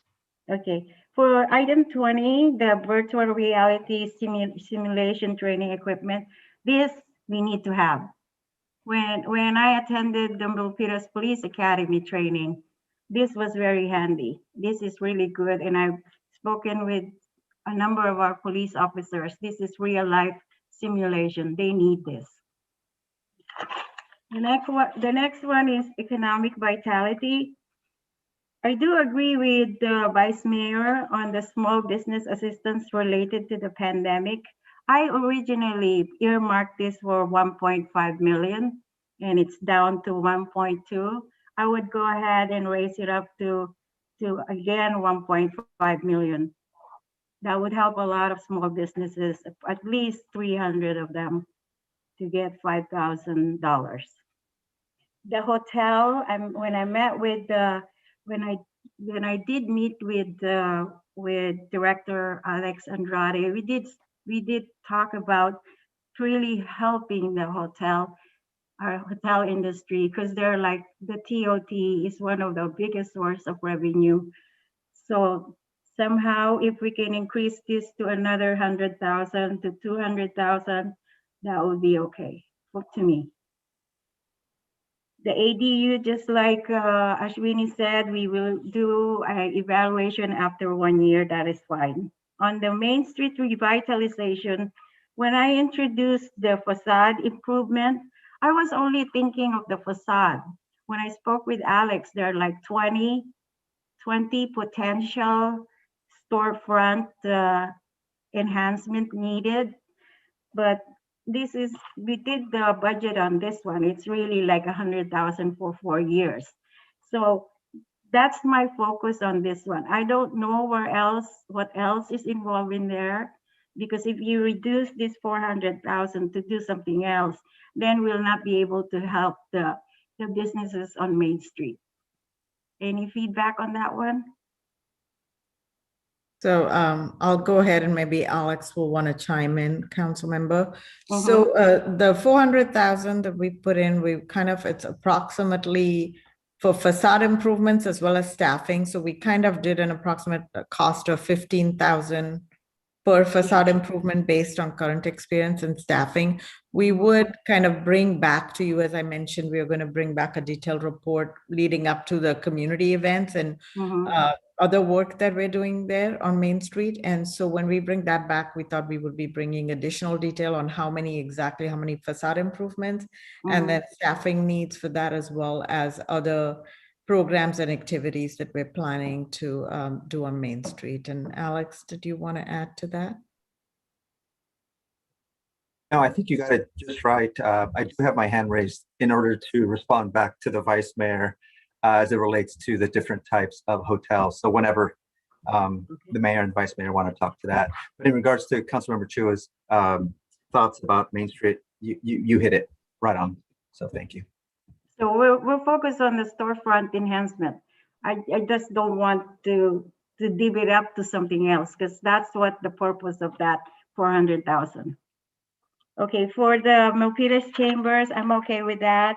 For the workforce development, I'm okay with that, with the summer youth program, and the economic development specialist, I'm okay with that one as well. For community service, rent control, that's fine, and we need that. And also with Councilmember Dominguez, social services, I support that as well. Beautify Milpitas, I support. And the curbside, I would ask for the pilot of $85,000 if the council will agree.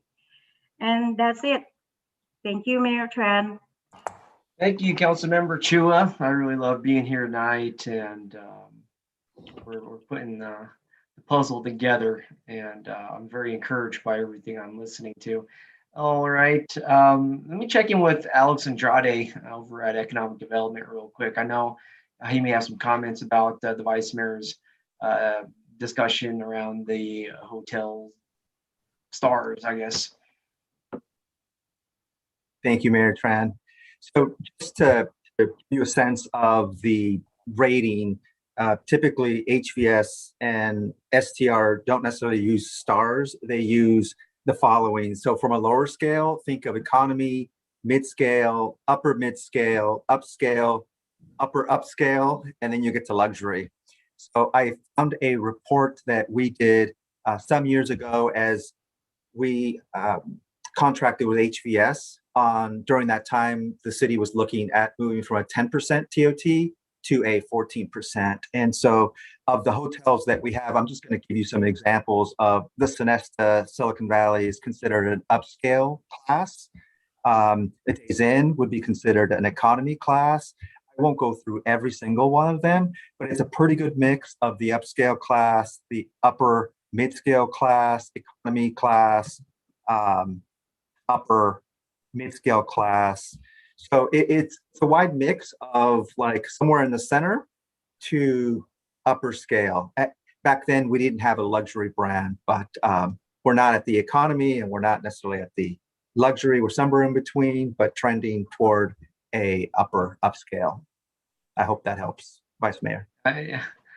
Yeah, I think that'll do. I think that's good. I do see Chief Sherrard's hand up. I want to acknowledge Chief Sherrard with the virtual raised hand.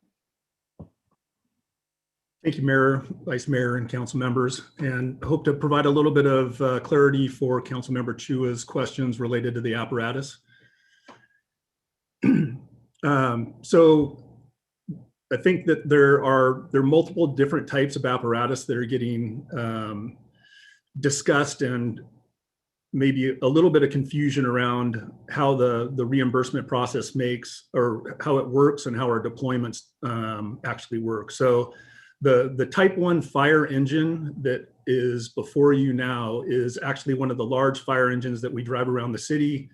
As the deputy city manager mentioned, the 2 reserve apparatus, or 2 of the 3 that we have, are beyond their service life and are requiring additional maintenance on a regular basis, which makes our fleet much more unreliable.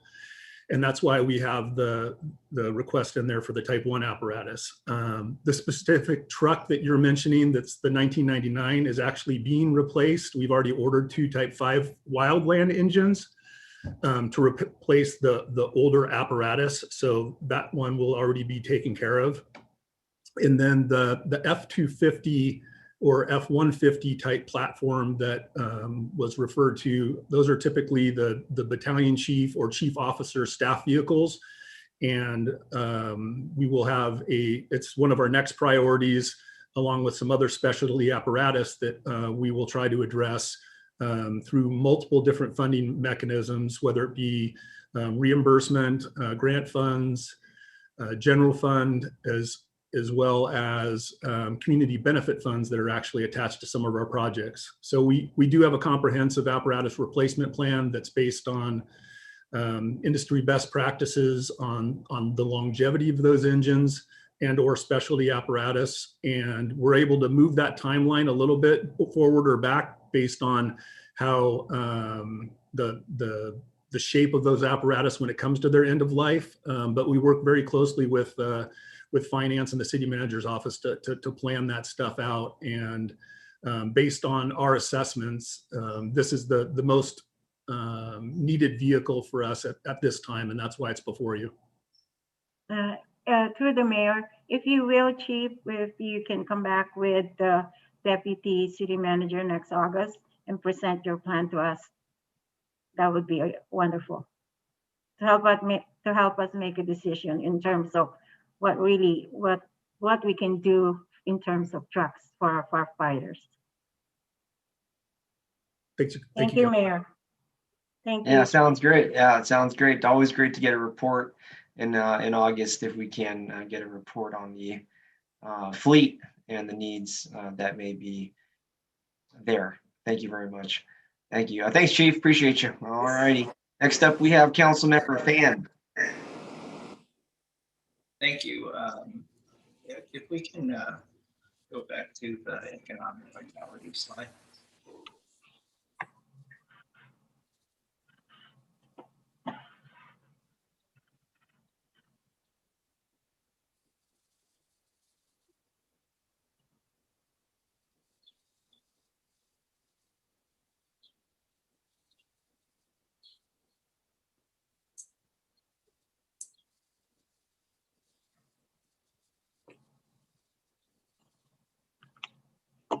Let's go to the beginning. These are backup slides.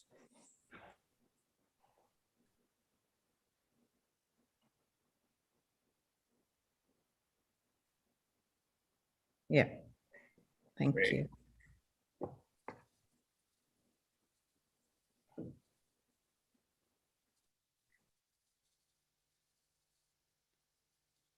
Um, so a couple of questions for the Milpitas Chamber. Can you elaborate just a little bit as to what this funding amount translates to in terms of services or support?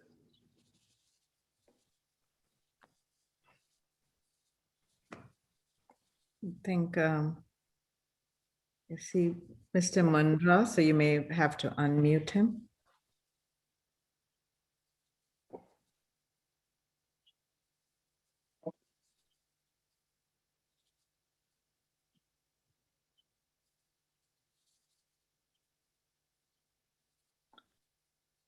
Councilmember Fan, I don't see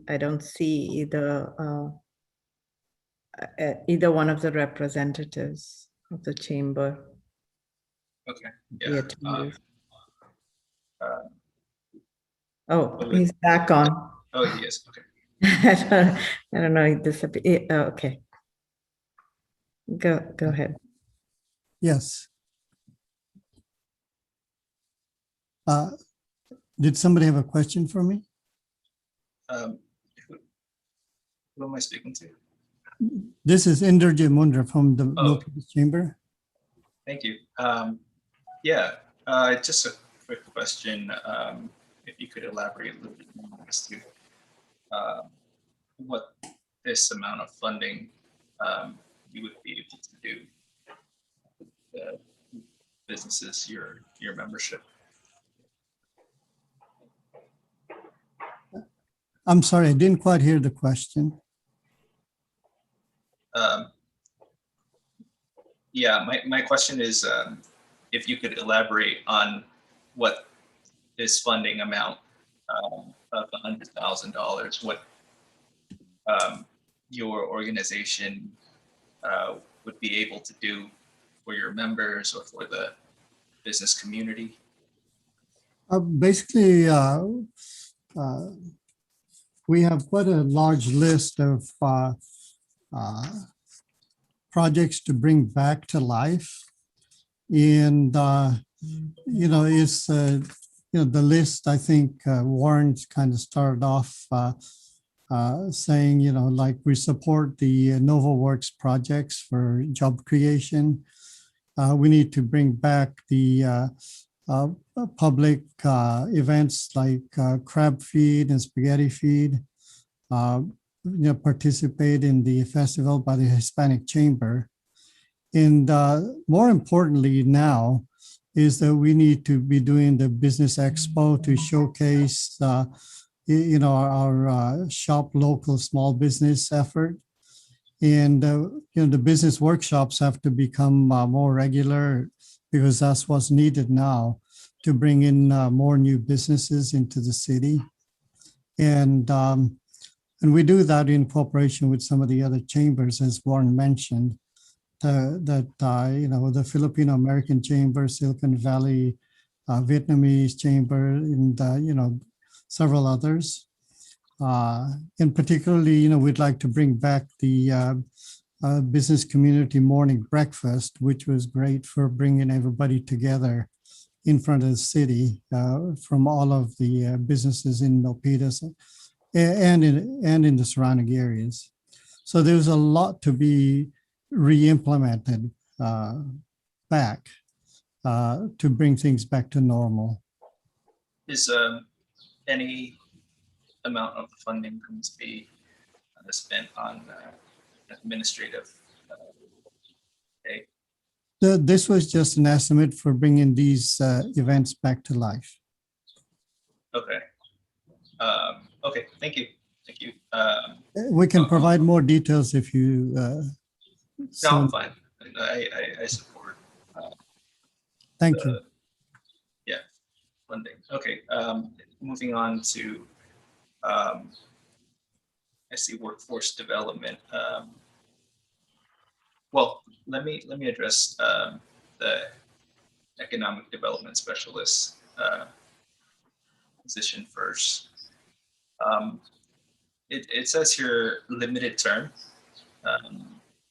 So would that term be for those 2 years where it says proposed time then? Yes, that's correct, Councilmember Quinn. Okay. Have we, I guess, posted positions that are limited term before? We had our grant writer position that was limited term for 2 years. So we have not a whole lot, and it is a little bit more difficult to attract people, but there are people with kind of specialty experience that will go for the limited term position. And which is why we also, Councilmember Fan said we'd look at that, or alternatively a contract position for 2 years. Yeah, okay, well, that's good to hear. I think that kind of flexibility is really needed to attract the talented candidates for the role. That kind of flexibility, and yeah, I do agree. I think that having that limited term designation there may turn off some candidates, but if we're able to adjust with that kind of flexibility for contracted role, completely supportive of that. I do think that that level of flexibility should also be applicable to the workforce development funding as well. I completely support these initiatives, but I want to make sure that the folks that we get on board have the maximum amount of value to work with in the city. So those are my thoughts, but I'm very pleased with the proposals before us. And yeah, I'll leave it at that. Great job, staff. Thank you. Thank you very much, Councilmember Fan. Next up with the virtual raised hand, we have the Vice Mayor, Carmen Montano. Thank you, thank you, Mayor. I guess if we can go down the list, starting from community services, and it's probably the best way to do it instead of hopping here and there. So community services, I'm fine with all of those, but I do, let's see, yeah, I'm fine with all those. Economic vitality, I do have a question on number 9. I think number 9 should be increased to 500,000, because when we're talking about revitalization, that also means not only facade, but it also includes sidewalk improvements and ADU, what do you call it, American Disabilities Act, ADA, you know, the ramps. I noticed that some of the ramps are not up to par. So that I would increase that to 500,000. And then also with number 10, 11, and 12, I see that as a synergy, you know, working together. For example, community events, including grants and staffing, Milpitas Chamber of Commerce, workforce development. I think I would like to see the chamber working with those type of things. For example, community events. We had mentioned that we wanted an arts and wine or some type of some kind of a theme. So they could be doing that. Also, the workforce development, they can align students with businesses, have some type of symbiotic relationship. That way they could work together. So I would like to increase the Milpitas Chamber of Commerce to 200,000, and then reduce the 10 to 100,000, because I think, you know, here on number 10 you said including grants and staffing. See the chamber, we won't have to be paying staff. The chamber can do a lot of that work, which they already do that. And they're pretty experts at dealing with businesses. So with number 10, 11, and 12, I think that there could be some kind of symbiotic relationship there. So yeah, as I mentioned, 10, reduce it to 100,000, Milpitas Chamber of Commerce to 200,000. So that way they can work with the workforce development, getting that, working with Alex Andrade. I'm sure they already work with Alex. So that's that. And then back to the infrastructure. Don't mind me, I'm looking at my laptop on different ones. Parks and Recs, that is sorely needed, so I like to keep that. Public safety facilities we have. What exactly does that mean, public safety we have? I mean, which public safety are you targeting? If Fire Chief can speak to it, that would be great. Go ahead. Yes, council member, the majority of those funds are slated to retrofit all of our apparatus with exhaust filtration systems, which will improve firefighter health and wellness. It basically removes all the carcinogens from the exhaust, provides a healthier work environment, as well as removes the is that on my side? You're breaking up. Okay, so but mainly it's to improve the apparatus that the firefighters use. And I also want to thank you so much. And I also want to piggyback on Councilmember Chua's comment about the mutual aid, reimbursements. I think it's really, with fire season being in place, and plus with climate change, I feel it's really important that we start investing in our, making sure that we have the equipment necessary for firefighters to fight these fires, because it is getting worse, and I think we need to be prepared for that. So just wanted to touch on that. So COVID safe facilities improvements, yeah, we've been needing that. Public safety, number 19. I'm not sure what is, you mentioned implementation of emergency management plan. From my understanding, I remember we had and we approved an emergency management plan. So I'm not sure what the details are of implementing those. If you can give me some type of examples. Can you flip to the next slide, please? Okay. So, Chief, you want to take that one too? Fire Chief? Yeah, so what was before you last year, you accepted the report from the consultant, Whit O'Brien, who we hired to do a comprehensive analysis. I'm sorry, is that back on my side? Yeah, you're breaking up, but I can make you out though. So the council accepted. You know what, maybe I'm gonna try, it works if you take out your video, the audio will come out clearer. Oh, there you go. All right, can you hear me now? Oh, yeah.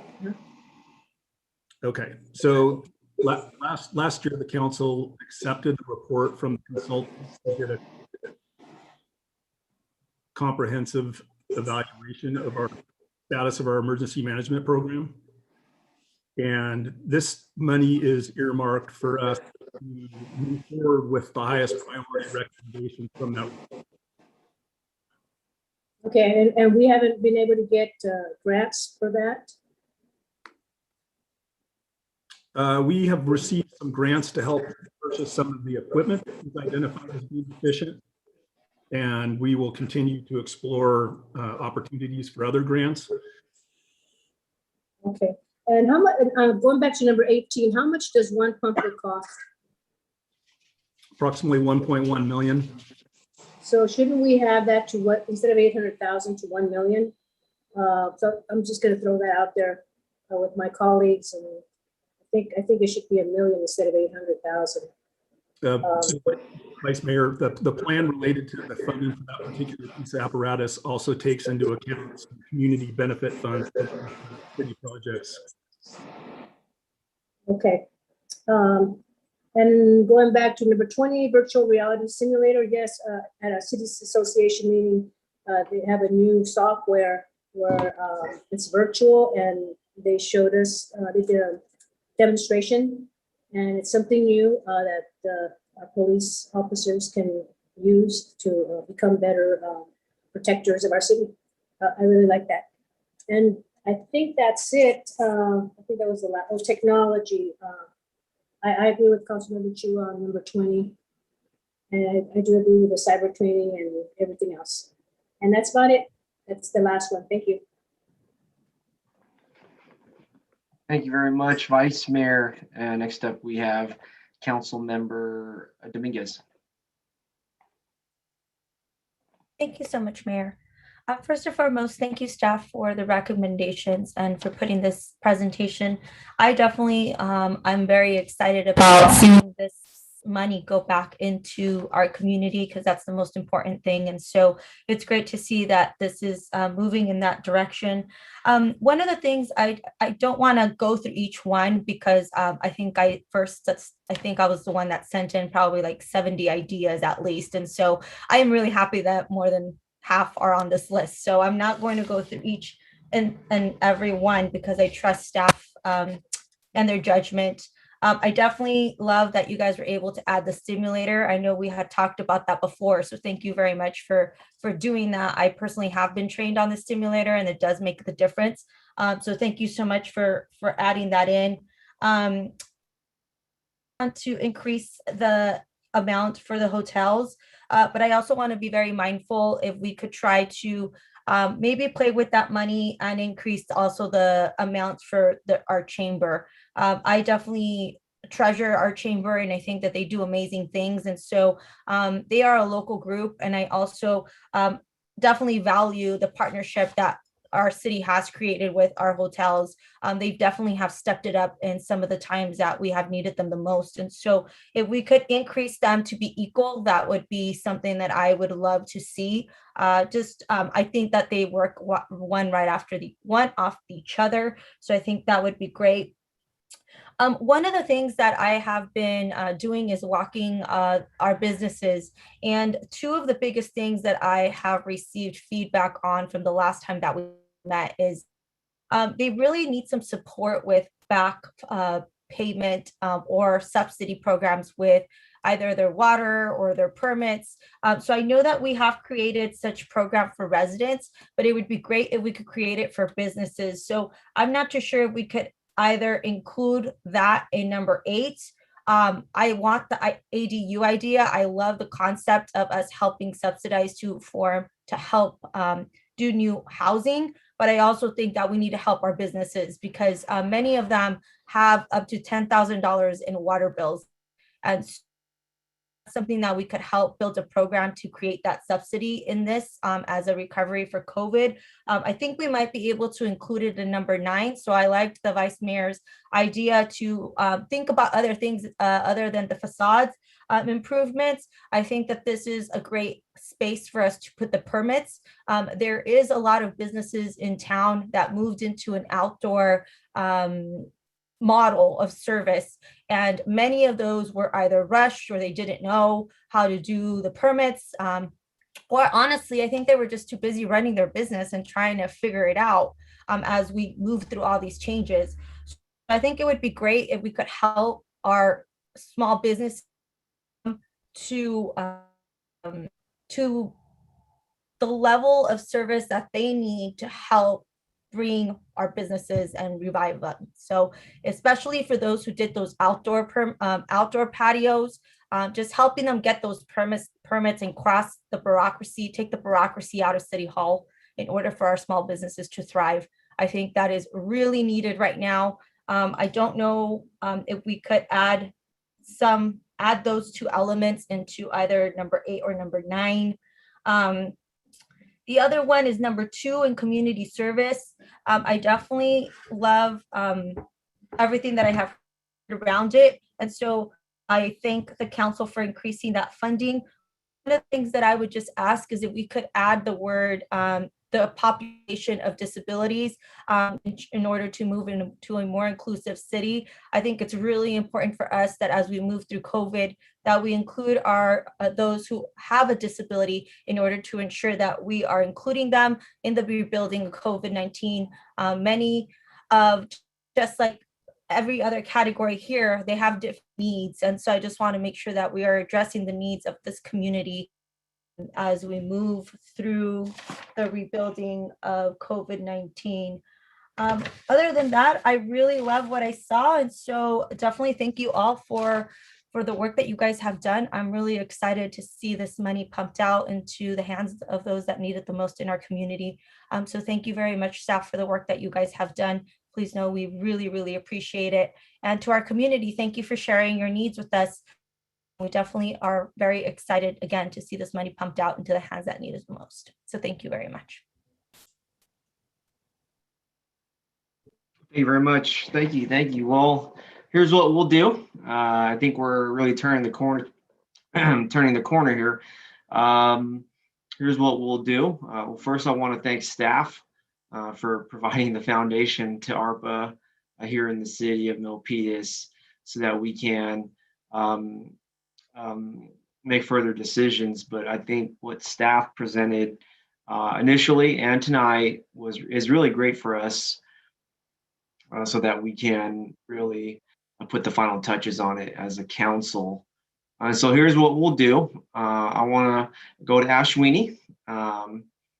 I believe this is your item, as well as Walter and Lauren possibly, but I want to go to one person, Ashwini.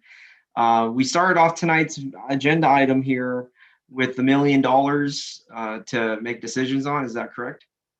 That's correct, Mayor. We have the 1 million that was up for council discussion as to how you'd like to allocate. And then it would be good for us because there were a lot of ideas from various council members. We'd like to kind of leave the meeting with direction from the full council. So if we could maybe go through, if you want to have the discussion about the 1 million, but then also go through the items to see if we want to make certain adjustments, because Council Member Chua had recommended taking down the funding levels for some of the items.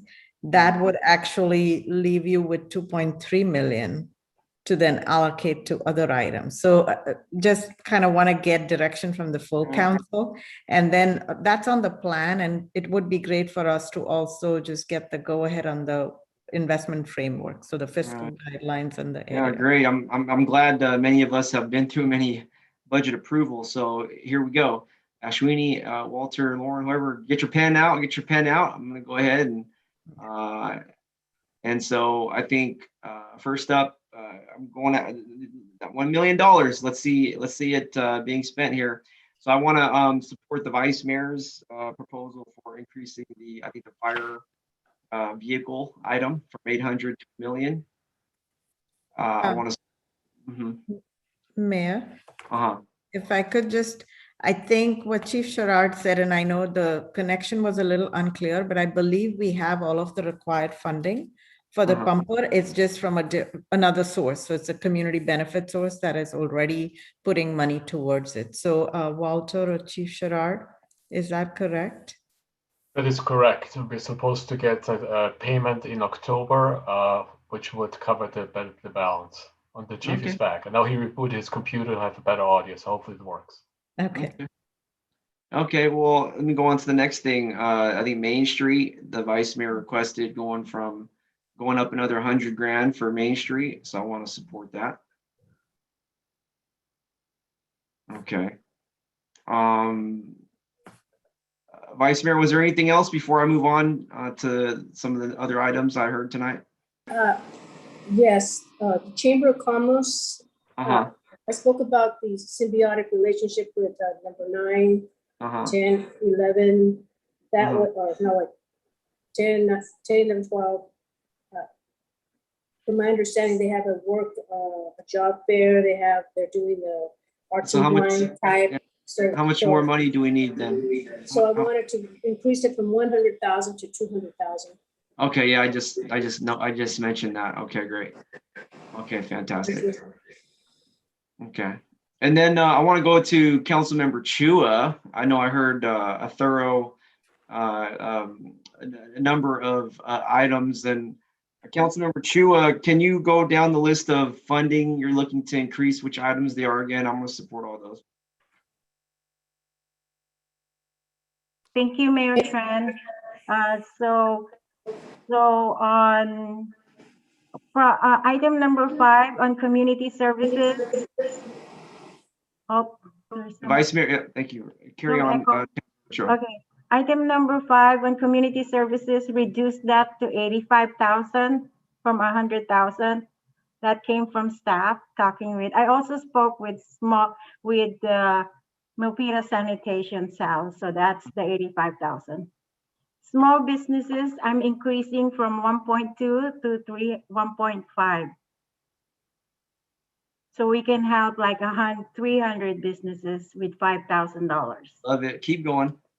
Hotel, also from Vice Mayor, 100,000 to 200,000. And from the Vice Mayor, I think I heard Main Street revitalization from 400 to 500. Yeah, I think we got that one already. Yeah. Oh, okay. I support that as well.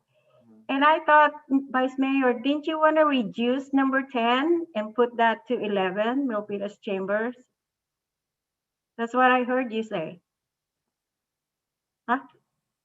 Yes, it's they kind of interrelated. Right. So reduce 10 to 100,000 and increase number 11 to 200,000.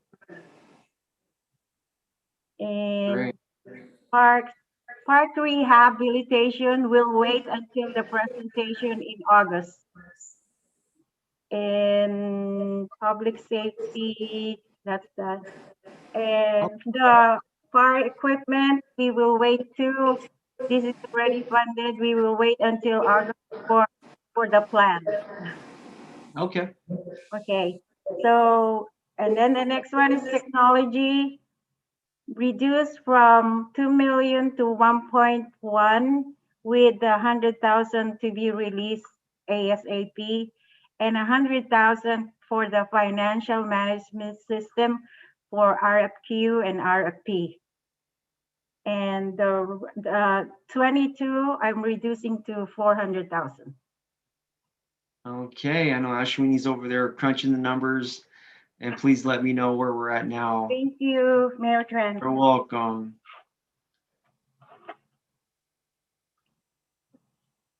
And your microphone, please, Ashwini, whenever you're available. Yeah, sorry about that.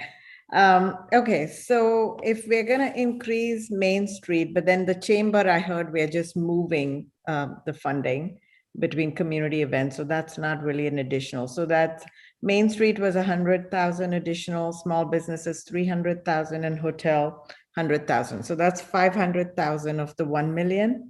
But then at the same time, we're reducing by 900,000 plus 400,000. So another 1.3 million plus the 15,000. So but remember, we still have the parks, the unfunded parks. Right. And we're waiting on that presentation for those 13 unfunded parks, and also the plan for the trucks for the firefighters. Yes. Okay. There's always infrastructure needs. So exactly. We shouldn't have any problem spending the money, just how we want to kind of allocate it.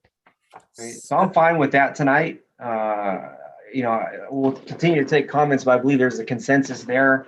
Like Councilmember Chua said, we do have a couple of things with the parks and the fire department to get more information on, and August could be a good time to do that and to designate the money. But let me go to the Chief Sherrod. Thank you, Mayor. I just wanted to provide a little bit more information, and we're happy to come back in August and provide you with a comprehensive vehicle replacement plan. But the F-250 type vehicles that Councilmember Chua was referring to, which we use for both command staff vehicles as well as single resource deployments for wildfire, those, in order to purchase the vehicle and equip them with radios and MDTs and all the equipment they need, are about $110,000 a piece. So just provide that as far as context for that specialized piece of equipment. It's been mentioned to me that that 250 truck for one season, it's been used by other counties or cities, we get at least 2,500 to 30,000 reimbursement. That will pay for itself. Yeah, over time, you know, as we make the decisions on how we deploy, I mean, they're obviously based on servicing the needs of the city first, whether or not we have the number of personnel that are available to go on those deployments. Each of the different type of apparatus, not to get down into the weeds, but including the large fire engines and or a wildfire engine or the F-250s like you're referring to, each one of those vehicles has a stated reimbursement amount that comes from the state when we deploy into those other areas. So we get reimbursed for the personnel, as the deputy city manager said, the personnel costs, we get reimbursed for the apparatus, and then we get an administrative fee on top of that. Yes, those are important. We help, and at the same time, we get paid, and we're safe. Thank you. Thank you, Chief. Thank you, Mayor. Absolutely, absolutely. And so we do Mayor have Tran. some, yes, Ashwini. If I could just ask for some clarification on the workforce development. I know the last meeting, there was a lot of discussion about wanting to increase that amount. What we bring back to you will be dependent on the level of funding. So if what we've proposed at 270K is okay, then we'll bring back programs accordingly. If you wanted to increase it, we'd like to hear that today. Oh, wow. Yeah, definitely on the spot here.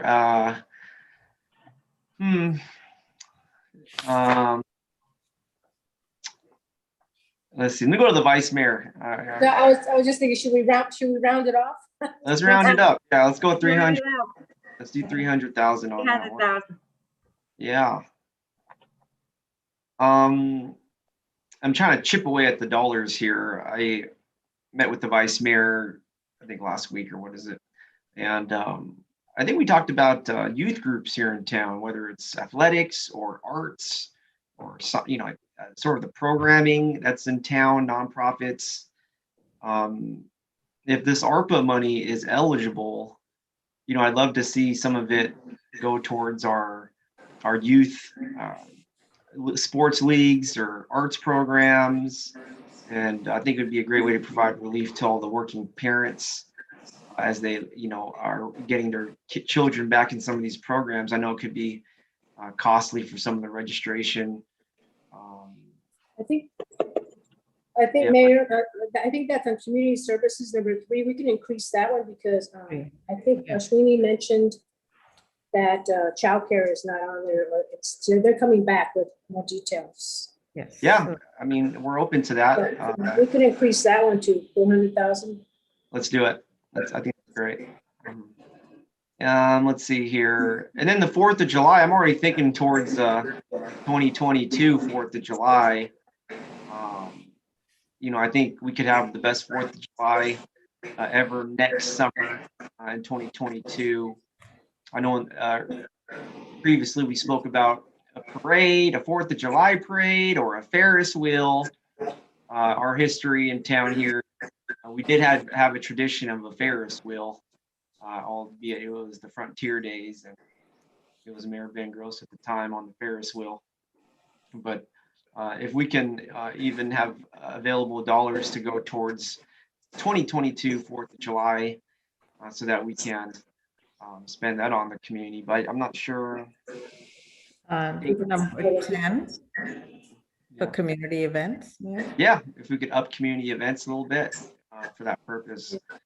Okay. Beautiful Ferris wheel here in the city of Milpitas, the red, white, and blue, spinning all night long. Yes. And so we can raise the community events 100,000. That would help out the city as well, I think. So, you know, I think we are really expecting some pretty amazing and special things to happen next fiscal year here. So that's all I got. Ashwini, how much money do we have now? Okay, so I'm just gonna summarize and then Lauren, maybe you can fill in. Because I know Lauren's trying to get the spreadsheet. So I'm just gonna go over what we heard, Mayor. So Main Street, we're increasing it by 100,000. The chamber, we're increasing by 100,000 for a total of 200,000. And maybe we'll leave the community events as is. So we won't do a swap out, but we'll just leave the community events at the 200,000 level. For small businesses, increase by 300,000 to go to 1.5 million. For hotels, increase by 100,000 to go to 200,000. Workforce development increase by 30,000 to go to 300,000. And then the financial assistance, take it to 400,000, increase by 100,000. And then the reductions are going to be 15,000 reduction for the pilot program, the curbside. Oh, and there's an add of 100,000 for the financial system analysis. For the HRIS item, it's reducing by 900,000 and reducing the technology improvements by 400,000. So did I capture everything or did I miss anything? Because then, Ashwini, oh, Mayor. Yes, Ashwini, please, a point of order. Please, virtual raised Mayor. hands. Yes, virtual raised hands. I want to make sure I am doing my job appropriately. Thank you. Councilmember Chua. Thank you, Mayor Tran. Ashwini, the HRIS is actually, I allocated 1.1 a million for the SAS, so Okay. and 100,000 for the RFQ, RFP. Okay, And so another then that's 100, another 100,000 for the financial systems for RFQ, RFP. okay. So total reduction of 900,000 from the 2 million. Right. No. 900,000. Yeah, yes. Oh no, the 800 because we're giving. Yeah, a so new that's why I was saying 100,000 add for the financial system evaluation and then Right. reducing the HRIS item by 900,000. Yes. So, okay. Got it. So, Lauren, do you have the final number? I can do the mental math, but if you have it in a spreadsheet, that'd be great. I do. I have it as a savings of 215,000 on top of the million that we have in the other category. Okay. So then we have 1.25 to allocate, Mayor. When we come back, there could be additional ideas, and there's always the big need on the infrastructure side.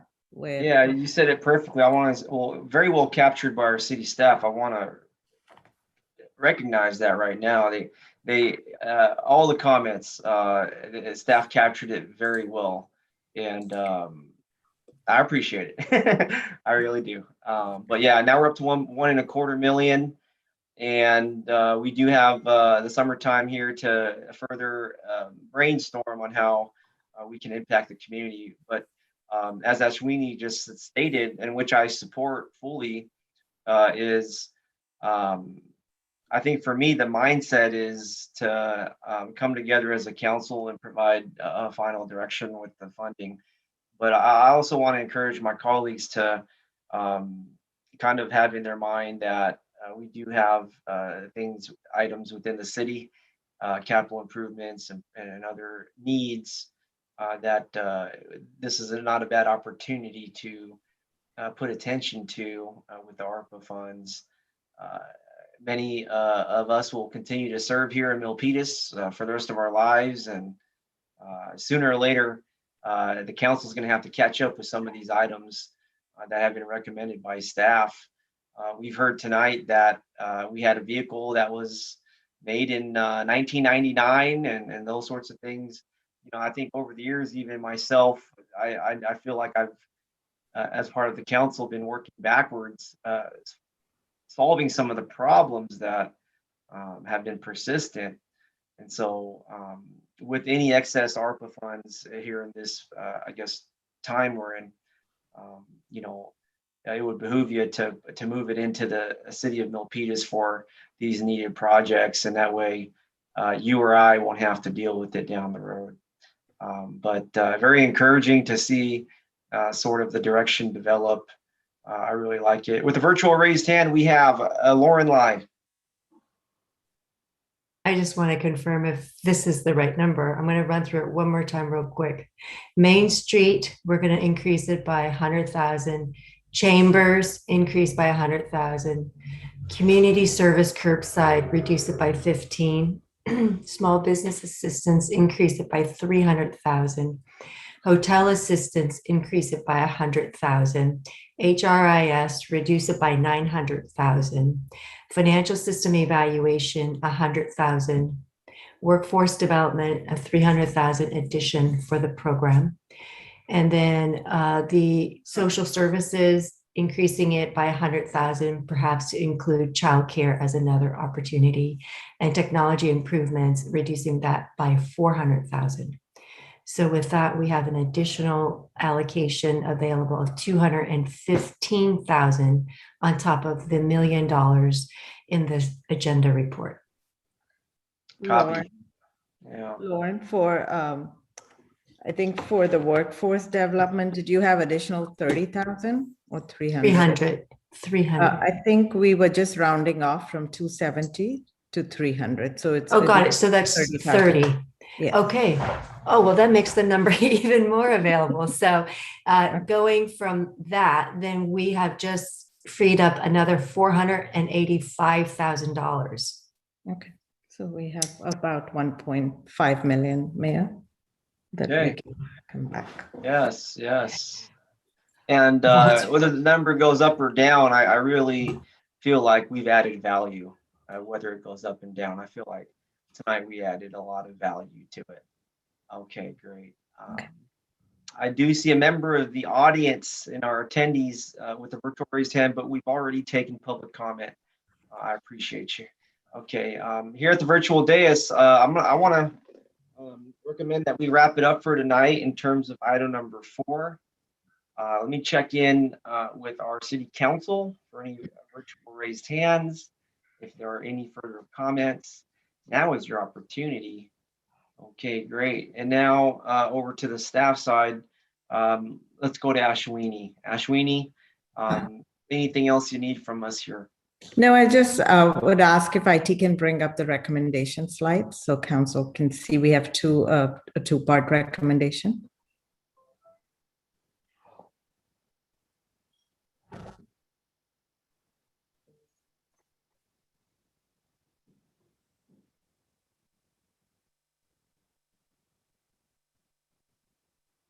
Thank you. So Mayor, as we mentioned, one is kind of adoption of the investment framework, and then the other one we've already received your input and direction on the plan. Okay, great. So I'll move to approve the recommendation 1, adopting the ARPA investment framework, including fiscal guidelines and investment areas. Looking for a second. Second. We have a second from Councilmember Chua. All in favor of virtual roll call, Councilmember Finn. Aye. Councilmember Dominguez. Aye. Councilmember Chua. Aye. Vice Mayor Montano. Aye. Myself is an aye. That motion is carried. And so we have the adoption. Once again, great job, city staff, for really creating the foundation of our city's needs and really gathering all the feedback to this point and into the future. Just really sharp. I thought we did pretty good with this item tonight. I think last time it took 4 hours, so this one took half, and that's excellent. I appreciate that. Okay, fantastic. Well, thanks to all city staff for being here with us for the open session. I'm going to ask our council adjourn to closed session here. Chris, did you have any announcements before we go? No, thank you, Mayor. Just to announce the 2 items for closed session. So council will be adjourning into closed session, not adjourning the meeting completely. For 2 items, conference with labor negotiators with our HR director as the agency designated representative regarding MEA. And then a second item for public employment regarding the city attorney. Thank you very much.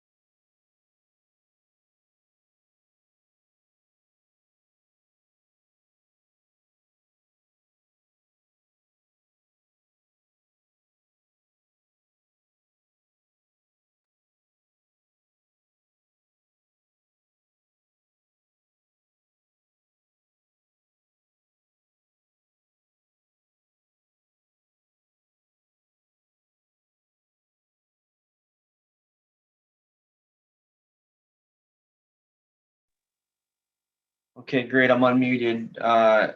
Great. We're back in open session. Looks like we have a quorum out of a closed session for item number B.